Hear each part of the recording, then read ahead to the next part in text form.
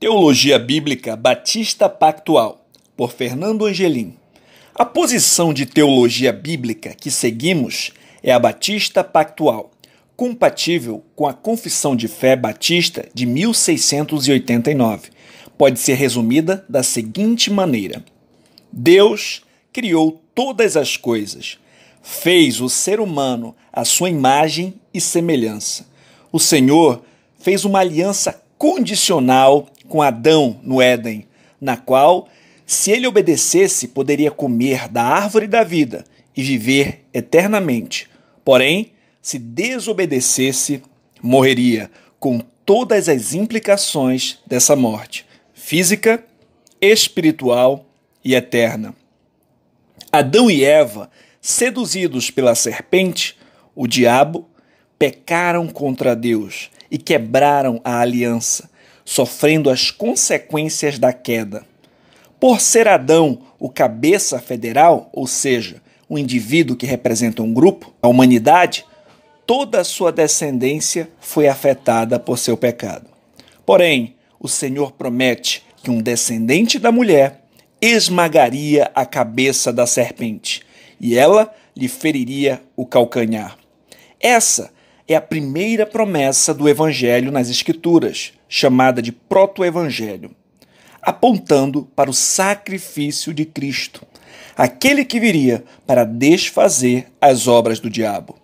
Ele morreu para pagar o preço pelo pecado do seu povo, foi sepultado, mas ao terceiro dia ressuscitou, segundo as Escrituras, despojando todo o principado e potestade, aplacando a ira de Deus.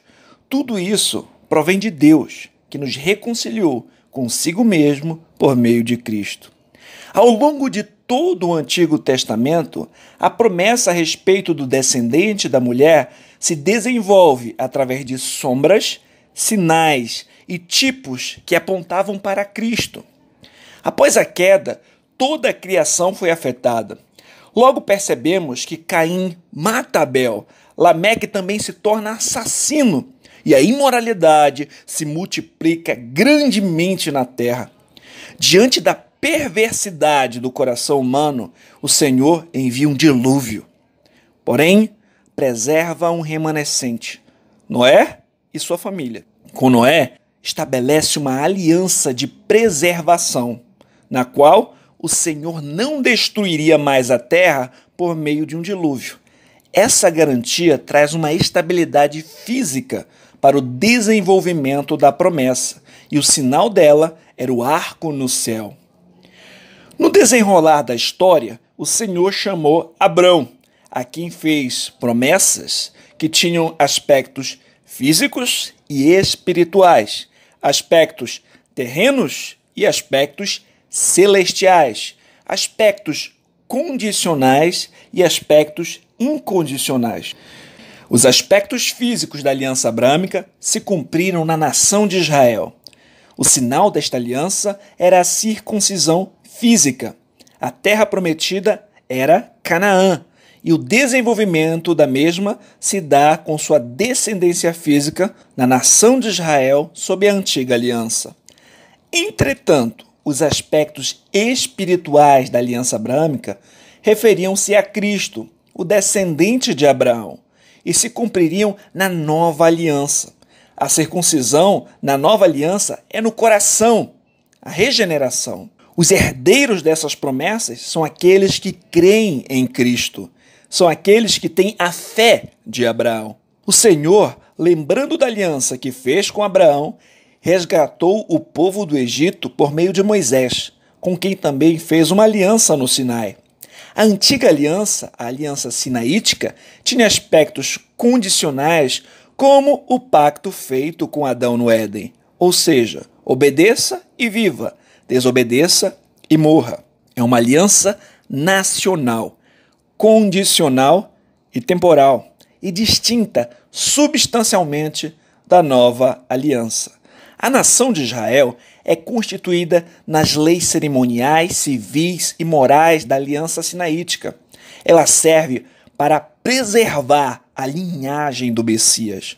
Aponta para ele através de suas sombras, sacrifícios e cerimônias. Mostra a necessidade de obediência perfeita da lei, da expiação de pecados, da necessidade de um mediador e serve como aio para conduzir a Cristo. Posteriormente, o Senhor fez uma aliança com Davi e prometeu a este que um descendente seu herdaria o trono para sempre. Essa promessa também se referia a Jesus Cristo.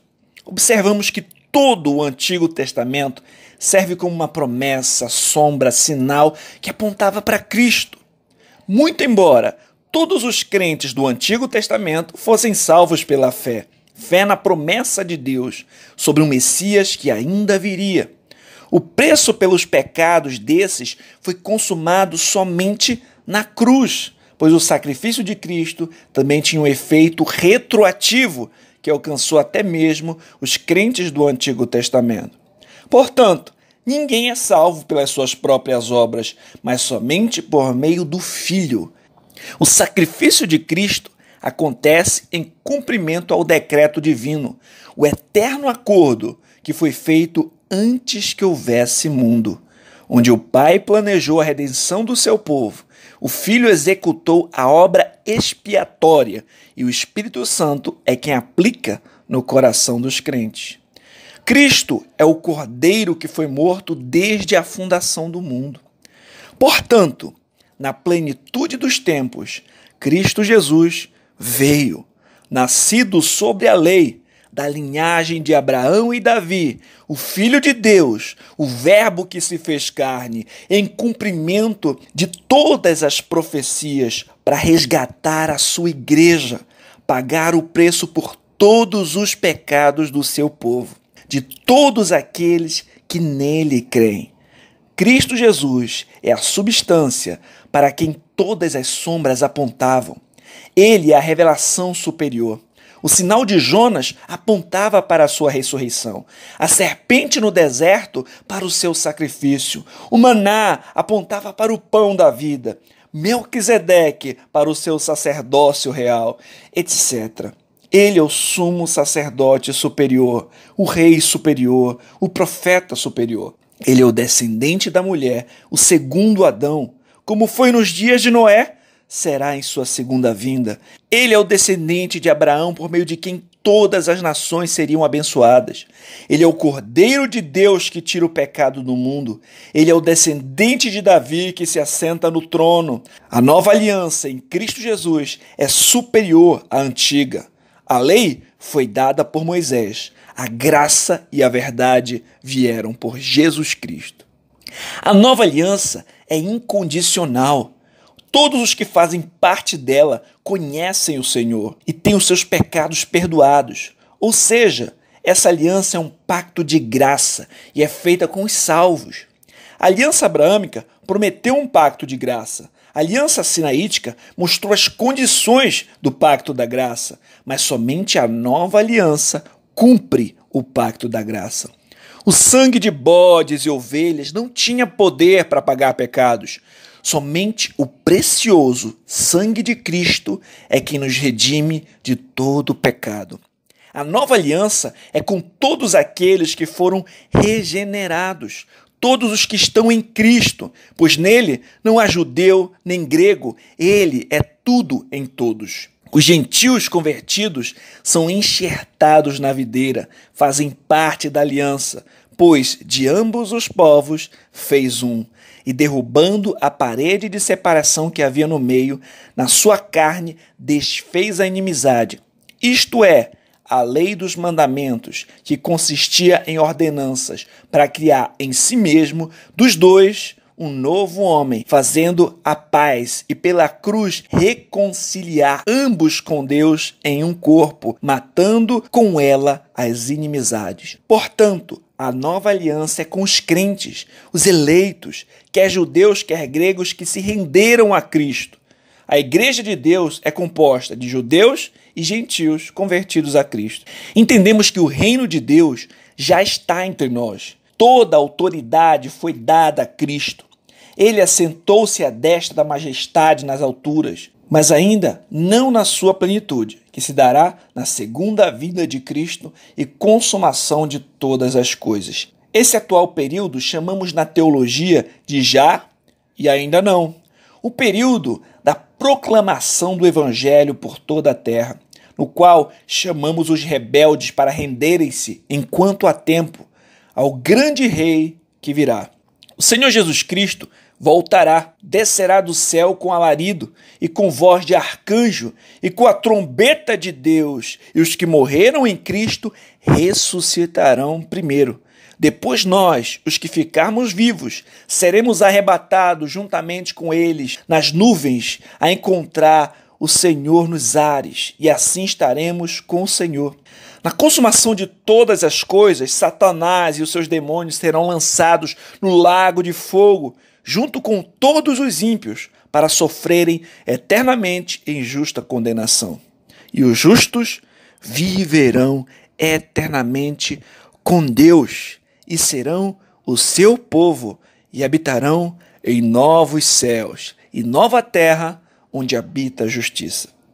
Portanto, notamos aqui o enredo bem resumido das Escrituras, seguindo a linha: criação, queda, redenção e consumação.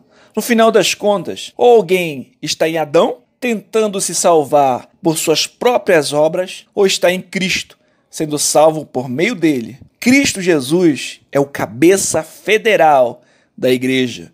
No final das contas, o Senhor reinará plenamente junto ao seu povo, que resgatou por sua maravilhosa graça. Diante disso, podemos dizer, junto com Paulo: ó profundidade da riqueza, da sabedoria e do conhecimento de Deus! Quão insondáveis são os seus juízos e inescrutáveis os seus caminhos! Quem conheceu a mente do Senhor? Ou quem foi seu conselheiro?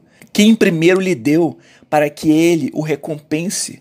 Pois dele, por ele e para ele são todas as coisas. A ele seja a glória, para sempre. Amém.